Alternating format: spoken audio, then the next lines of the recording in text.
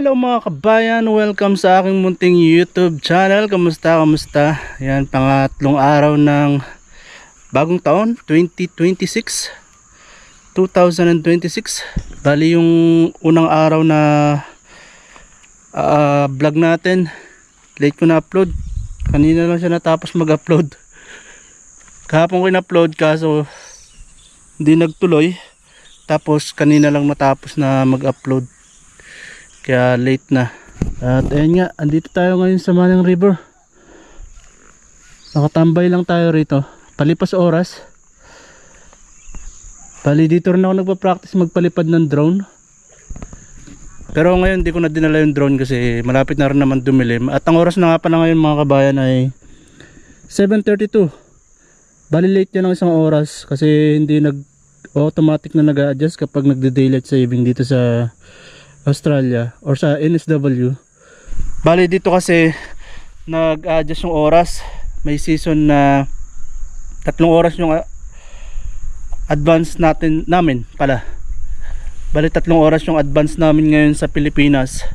At may season naman na nagiging 2 lang. 2 oras nag-adjust siya. And kung mapapansin nyo nga yan, 7:30 na mahigit pero maliwanag pa. Madalas kasi dumidilim na kapag alas 8.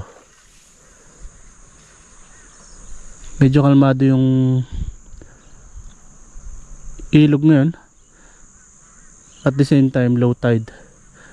Mapapansin nyo yun, no? Yung tubig kapag high tide umaabot dun sa poste. At ayun nga pala yung apartment na tinutuluyan natin. Bali malapit lang tong pinag-istayan natin na tambayan. Actually ngayon lang din ako ulit nagtambay rito. Nag-try na rin kami mag-fishing dito. Uy, may lumulundag na may lumulundag na isda. Bali nag-try na rin kaming mag-fishing dito mga 3 beses na yata. Yun nga lang wala kami nahuhuli. Hindi ko lang alam kung bakit. Pero may isda naman. Di ko lang alam kung dahil sa pamain. Ano yung bilog na yun? Parang ano yun, parang trap sa sa crab. Ano nga ba yun? Hindi ko alam kung kita sa video mga kabayan. Pero parang ano siya pabilog siya na meron siyang net ata yan. Parang nga siyang para siyang trap sa crab. Parang may isda nga yata sa loob.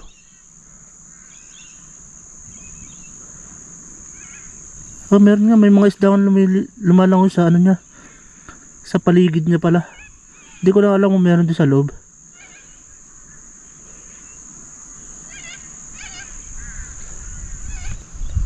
Napakaliwanag pa mga kabayan, no?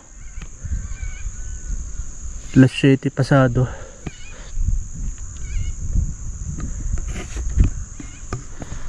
Bali kanina mga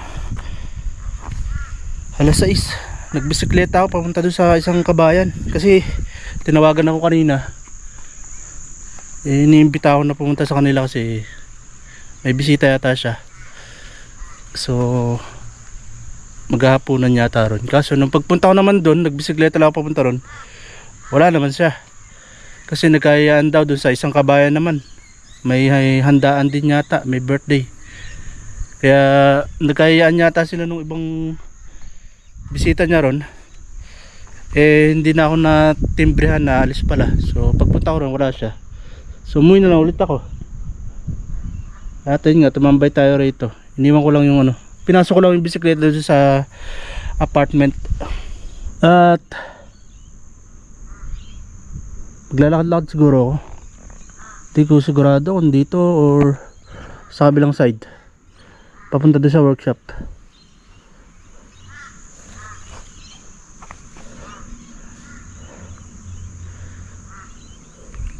Tara, lakad na lang tayo mga kabayan.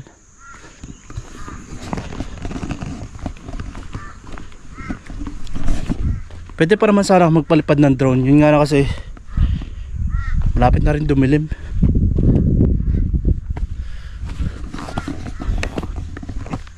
Ito, di ko alam kung ano to dati. Parang ano siya, may ano siya, may bakal ng release ng tren. Kasi merong release ng tren dito. May dating daanan ng tren dito.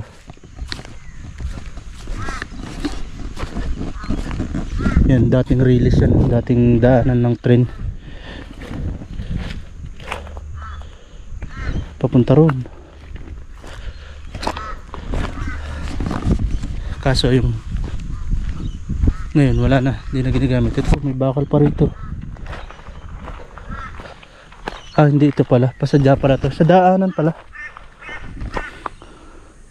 Terminal siguro to dati. Oo, baka terminal nga siguro ng tren dati. Eh mga kabayan, mayroon na naman ano, mga pinag-iiwan na cart ng coals, 2 piraso. Pinapabayaan lang natin kasi meron din nag-iikot na yun, mga taga coals, umiikot sila, naka sasakyan or pick up, tapos kinokolekta nila yung mga ganyan, yung pinag-iwan sa kalsada. So dito tayo maglalakad, diretso tayo dun sa dulo, papunta dun sa workshop na pinapasukan ko. So maglalakad tayo hanggang sa dumilim. Kapag madilim na dun tayo uuwi. Mga alas 8 pasado na yun.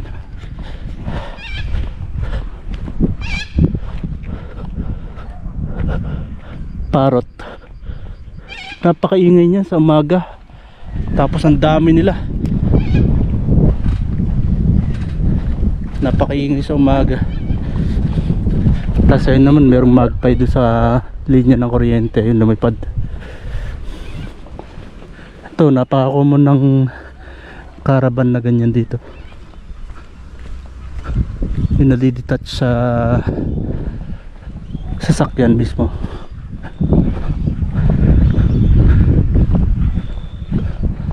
Pero mas gusto ko yung sa caravan, yung ano na, fully set up na siya, yung pwede mo na siyang i-drive at the same time yung setup mo ng caravan andun na. Bali meron tayong kabayan dito na nagba-vlog, nagka-caravan na siya. Bali doon na siya talaga tumitira, si Abrodero channel, si Sir Robbie ang pangalan niya, pero yung channel niya is Abrodero. Bali yun yung isang vlogger na pinapanood natin. Bago kasi pumunta rito,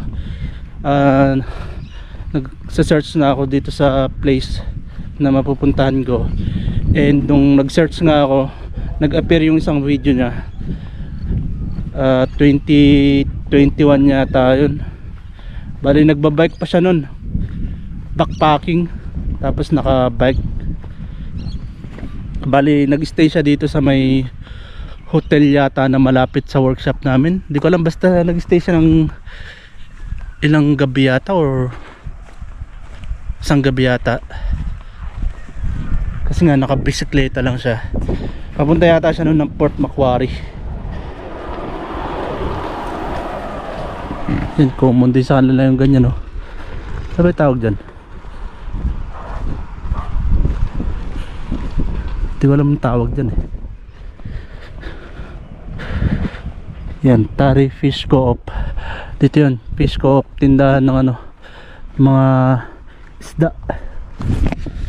Yun nga, si Sir Robbie, ano na siya, may bago siyang biling ano ngayon, Ford Transit yata yung binili niya.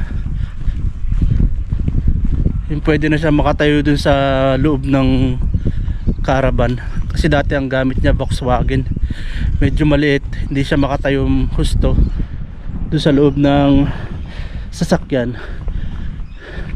Yung last na video na pinanood ko is nagbi-build siya ng ano, nagbi-build siya ng bed frame sa loob ng sasakyan niya, para sa sasakyan niya or sa caravan.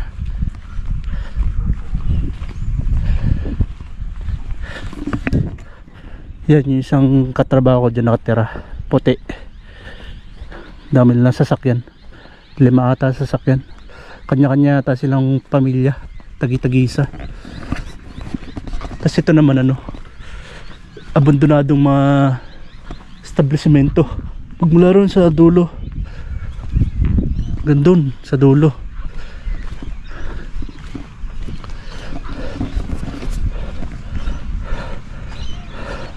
yung doon sa may bandang dulo, ano yata, para siyang pabrika ng gatas, dairy milk, dairy milk. Eto kabayan, meron na naman naiwan na ano dito, cart, you know, coals.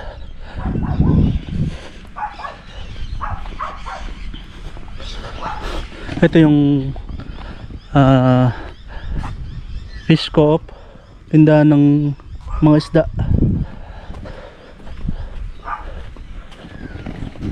Nung nakarang December 24, bago magpasko, napakaraming tao dyan, nakapila. Tapos ang daming sasakyan na nakakaparada dito.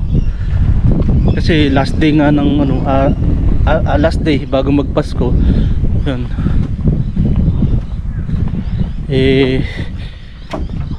Ang daming nagbilihan ng isda. Kaya ang haba ng pila nung nakaraan dyan, December 24. Ito, abandonado rin to. Bali yun lang pala yung nagagamit na or bukas na establishment, yun nga sa fish co-op. Tapos yun yata welding fabrication, di ko alam kung bukas yun or nagbubukas pa ba. Lalaki ng puno rito, pre-brapo, makikaraan lang po, para sa ano, puno ng balete. Brapo, kayo. Brapo. Sayang ano. Pwede pa sana matirahan yan. Di ko alam, parang mayroon yatang ano, mayroon yatang tumitirang mga puti dyan sa loob. Yung mga bakanting, yun nga, yung mga saradong establishment. Yung sa dulo dito may nakatira. Dati nga yata siyang ano, dairy milk production, parang ganun, warehouse.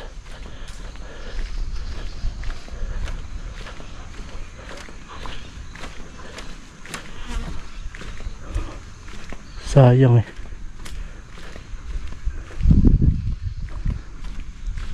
Brapo kayo. Brapo.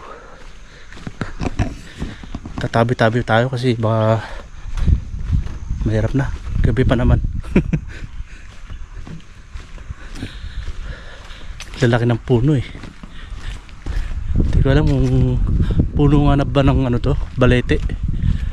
Comment nyo nga dyan sa baba mga kabayan. Brapo kayo. Bali yan, yung sa pinakadulo na yan, may nakatira dyan.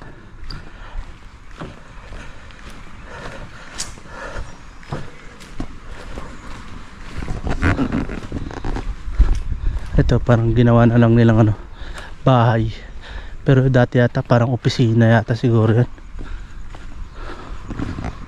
Ayan, dairy farmers, Tari branch, proud makers of dairy farmers. Pero ngayon ano na sila, ano na sila tawag dito, stop production na.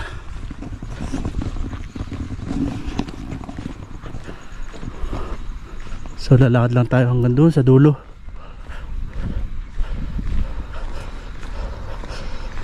At ayun nga mga kabayan, ang oras na is 8 minutes before alas 8 ng gabi. Pero napakaliwanag pa talaga mga kabayan. Bali itong ang dinadaanan natin mga kabayan, or yung nilalakaran ko, is papunta rin sa workshop kung saan ako nagtatrabaho. Kaya kung tutusin, pwede rin lakarin kapag papasok ng trabaho or pauwi galing trabaho, pwedeng lakarin siguro mga 15 to 20 minutes ganyan, depende sa lakad mo. Yun nga lang kasi nasanay na nakasasakyan kapag pumapasok, o din naman kaya bisikleta, mas mabilis pag bisikleta compared sa maglalakad ka. Pero okay din sana maglakad kasi nga exercise kahit pa paano. Yun nga lang kasi pagdating ng hapon masyadong matindi yung sikat ng araw, so mainit. Tapos kapag naman panahon naman ng taglamig, sobrang lamig naman, so mahirap maglakad, lalo kapag winter napakalamig.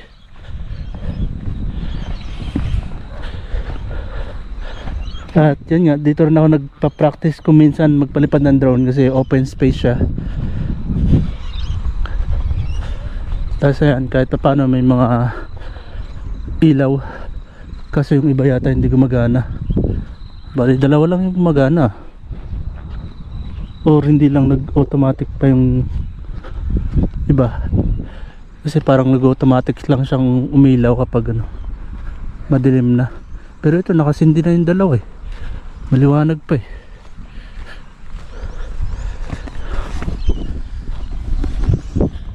At yun nga pala mga kabayan, maraming salamat sa mga silent viewers natin dito sa ating channel. Kahit pa paano meron tayong nagiging revenue.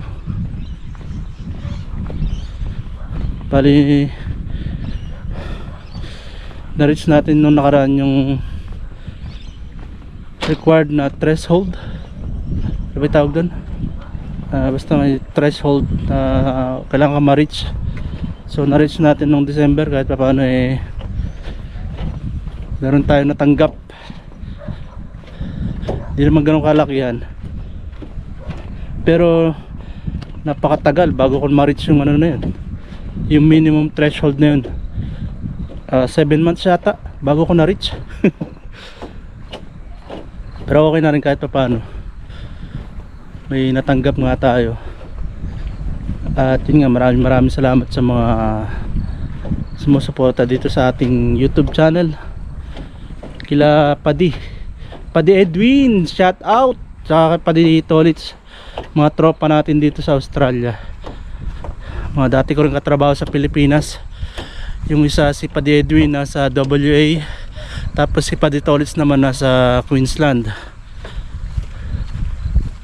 Padi Tolits, nagplano ko na pumunta sana dyan kasi ang haba ng bakasyon ngayon, di ba? 5 days sana yung 5 days yung bakasyon ko ngayong bagong taon. Plano kong pumunta dyan, kaso ang layo naman kasi masyado talaga. 10 hours na biyahe, grabe. Ano pa, double demerits pa, mahirap bumiyahe ng malayo. So hindi na ako tumuloy Padi. So happy new year sa inyo dyan mga Padi. At ayun nga mga kabayan, napaka tahimik na ng lugar dito gagantong oras. Pira ka na makakita ng tao sa labas. Yan, mga sasakyan na lang makikita mo. At ito na nga pala yung workshop na pinapasukan ko mga kabayan. Tapos pag dumiretso pa tayo dun sa tawid sa kabila, nandun naman yung ano ba tawag na dun? Parang sports center, ganun, sa may Saxby Stadium. Tapos ito naman yung unang tinuluyan ko dito pagdating ko na Australia mga kabayan, itong hotel na to. Nag-stay ako dyan ng isang gabi. Dyan ako pinag-stay nung boss ko kasi nga ito lang yung workshop namin, so malapit lang. Pero isang gabi lang ako nag-stay dyan kasi kinaumagahan, pagkahapon dumiretso na kami doon sa bahay na tinuluyan namin nung isang kasama ko dati, yung inupahan namin, yung unang bahay na inupahan ko. Dito hindi uso ang gwardiya. Meron naman kahit pa paano sa mga ibang establishment, pero sa mga gantong mga service center na sasakyan, wala silang gwardiya. More on CCTV.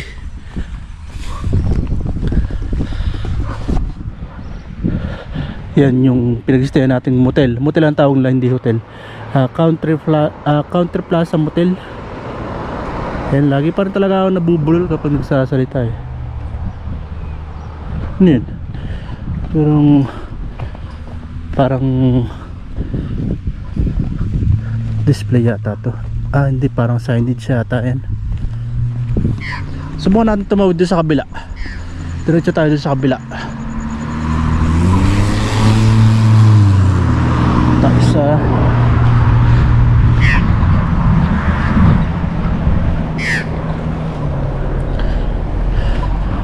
bali pagtatawid pala rito, yan, pipindutin mo yan sa mga ganitong stoplight. Tapos hintayin mo lang na alam, yan. So didiretso tayo din sa may Saxby.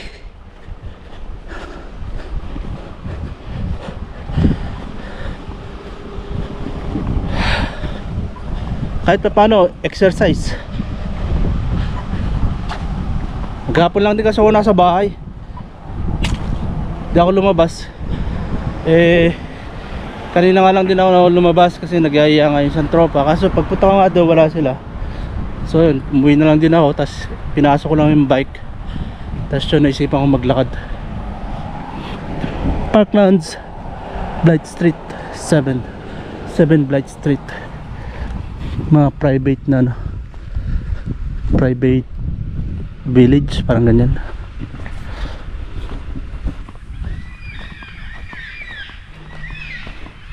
Parang ano yata to, aged care facility, parang ganyan. Parang yun, mga bahay ng mga matatanda na, mga parang aged care something ganyan.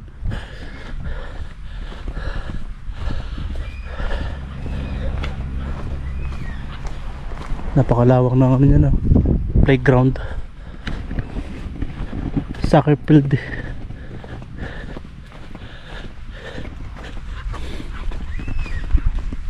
Dito yung basketball court. Diyan tayo naglalaro paminsan-minsan mga kabayan. Shooting. Di ko alam kung tapos na yung meron silang tinayo dyan. Ayun, tapos na nga Dati wala yung building na yan. Dati ito lang, yung kulay puti. Pero ngayon, mabilis na tapos. Wala pang kalahating buwan lang yata. Tapos na kaagad. Nung huling punta ko rito, pa lang, wala pa nga ni isang poste o flooring. Parang inaano pa lang nila yung lupa, parang pinapatag pa lang ganyan. Pero ngayon, tapos na Bilis. Wala masyadong tao. Pero hindi naman siguro bawal na mag-ikot-ikot dito kahit pa paano.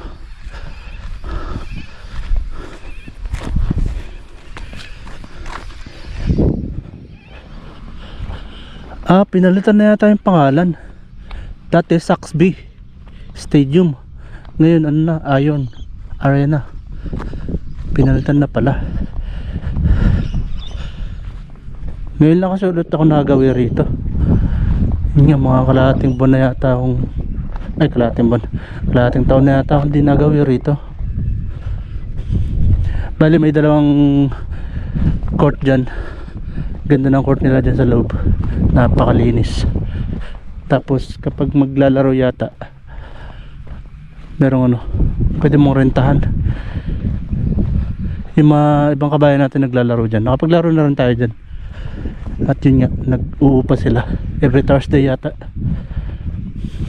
Tapos doon naman tayo naglalaro, shooting sa open court.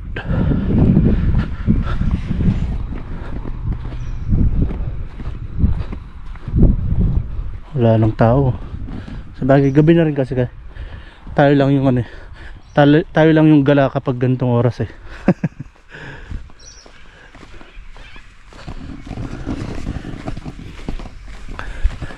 Yan, dito tayo naglalaro ng shooting, basketball. Tapos yun naman yung basketball court din na walang board mga kabayan. parang court na mga babae, basketball court para sa mga babae. Tapos wala siyang ano, yun nga, board. Ayun, kagaya niya, no, walang nasa likod ng poste na to, wala siyang board. Ganyan yung itsura niyan sa kabila. Pwede pa nga sana tayo mag ano dito, shooting pag gagantong oras. Nga lang wala tayong dalang bola. Ito, ang bilis na lang tapos. Siguro ano sila yan nga, naglagay sila ng panibagong stadium siguro. Baka nagdagdag sila ng court or something na kapag may event dyan gaganapin.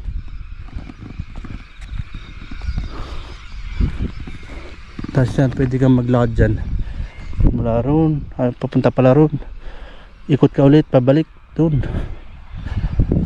Pwede rin bike, nagbike na rin tayo dyan. Tinry ko na rin lakarin yan, ikutin, 2 beses yata ako nakapag-ikot. Malayo din, malawak din. Parang ano yata, pag inikot mo siya, parang 1.5 siguro nung lawak no ano, yung nilalakaran sa Marikina Stadium ba yun, tawag dun, sa may Marikina Sport Complex pala. Mga 1.5 siguro nun yung lawak, or baka doble pa nga. Yan, wala nang katao-tao mga kabayan. Ako lang mag-isa rito. Eh, sayang yung mga boat, ano, 10 cents. Wala tayong dalang plastic eh. Kunin natin, sayang yan. Nangalakal eh, no? Kasi wala tayong plastic na pwedeng paglagyan. Nangalakal. Nangalakal si kabayan. Ano ba yung nasa malapit sa upuan na yun, sa bench? Baka plastic eh. Pwede natin paglagyan. Meron na mga ilang piraso doon sa bahay para kahit paano madagdagan. Bali, ang ininom ko na kasing tubig ngayon yung galing sa tap. Meron na lang siyang filter. Di na ako bumibili nung sa bottle. Ay, bumili pala ako nung nakaraan kasi yun, pag may bisita kasi minsan di umiinom na ano, galing sa tap. So bumili lang tayo ng 12 piraso yata para kahit pa paano pag may bisita at hindi umiinom sa tap, eh, may aalok tayong tubig. Nangalakal si kabayan.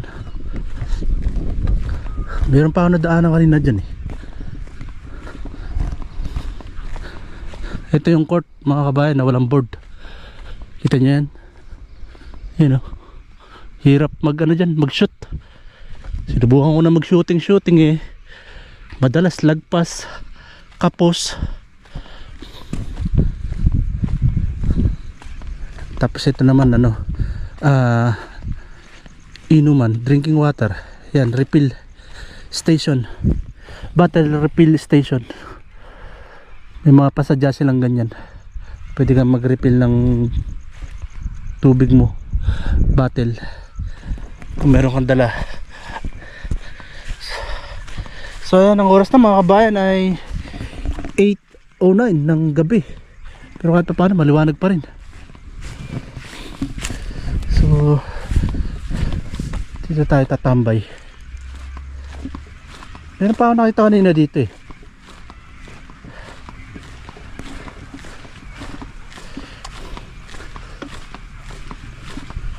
Kaso wala kasi tayong plastic.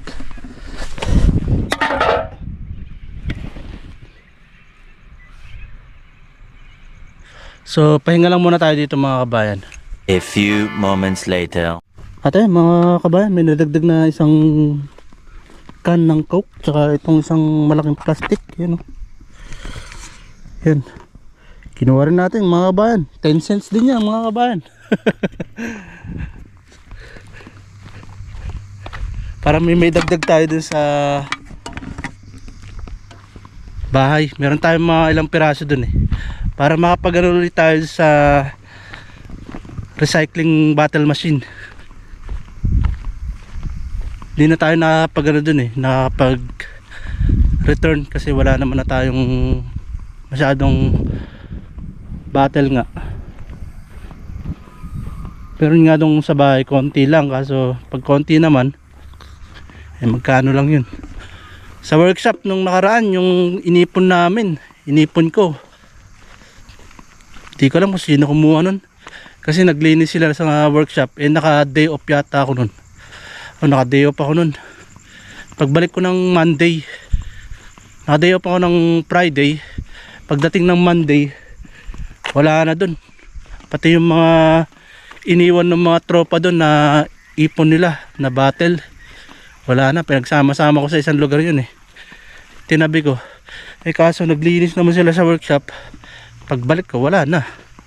Hindi ko naman na tinanong kung sinong nag kumuha or baka tinapon lang nila, sayang yun. Pero malamang yun merong kumuha. Ang dami nun Magkano rin yun? Mga siguro 60 mahigit ang kikitain mo dun. $60. Yun nga lang, sayang. Dapat pala inuwi ko na bago ako mag day off nung panahon na yun. At yan mga kabayan, dumidilim na ulit. At ang oras na is 8:15 ng gabi. Kaya di ko na masyadong papahabain tong video mga kabayan. At di ko alam kung kailan ko ma-upload ulit to. Di ko alam kung maharap ko mamaya, kung may edit ko ba siya mamaya para ma-upload ko rin sana kaagad. Kasi anong nangyayari madalas kabayan, kapag nagbi-video ko hindi ko agad na i-edit, kaya late ko na upload. Kagaya yung vlog ko nung unang araw ng taon. Dapat nung after ko i-shoot yung video na yun, na-edit ko naman kaagad. Kaso nga lang, nung in-upload ko, ang tagal mag-upload. So kinancel ko kasi sabi ko baka sa signal ng internet. Tapos inulit ko. Kahapon lang siya nag-proceed. Kahapon ba? O kanina? Kanina lang yata yung bagong post ko. Ang title unang araw ng bagong taon. So ito, hindi ko alam kung ba upload ko rin kaagad mga kabayan. At yun nga, maraming salamat sa mga nanonood, silent viewers ng aking mga video. So yan, meron tayong nakalakal na mga 10 cents battle. So yan mga kabayan, dito ko na lamang tatapusin ang video na to. Maraming salamat sa inyong panonood at ingat kayo palagi. Happy New Year ulit sa inyong lahat. See you in the next one. Bye!